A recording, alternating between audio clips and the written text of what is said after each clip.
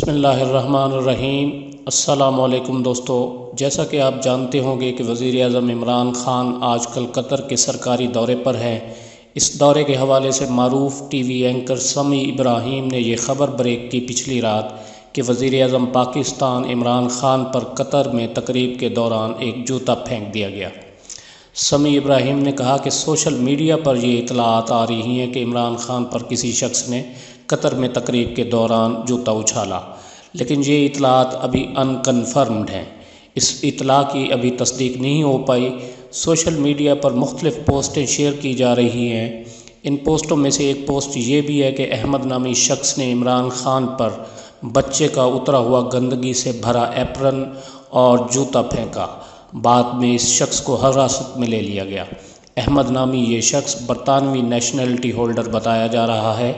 اس شخص نے جوتا اس لیے پھینکا کہ اس کا کہنا ہے کہ قوم سانحہ سہیوال پر خون کے آنسو رو رہی ہے اور وزیر اعظم عمران خان غیر ملکی دورے کر رہے ہیں۔ بہرحال اگر یہ اطلاع درست ہے تو یہ نہایت بھونڈی حرکت ہے۔ سانحہ سہیوال پر JIT رپورٹ سامنے آ چکی ہے۔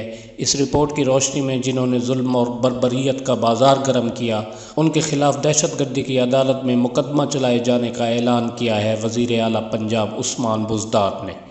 اس کے علاوہ ذمہ داران پولیس افسران کو معطل بھی کر دیا گیا ہے۔ وزیر اعظم عمران خان بھی بار بار اس واقعے کے ذمہ داران کو کیفر کردار تک پہنچانے کی بات کر رہے ہیں۔ معاملات آگے بڑھ رہے ہیں، لہٰذا ان حالات میں یہ بھونڈی حرکت کرنا نہایت قابل مذمت ہے۔ ماضی میں بھی اس طرح کے واقعات سامنے آتے رہے ہیں۔ نواز شریف پر جامعہ نعیمیہ لاہور میں ختم نبوت کے معاملے پر ایک شخص نے جوتا پھینکا۔ اس کے علاوہ کئی مسلم لیگی رہنماؤں پر بھی اس مسئلے پر جوتے پھینکے گئے، سیائیاں پھینکی گئیں، تو یہ تمام واقعات قابل مذمت ہیں۔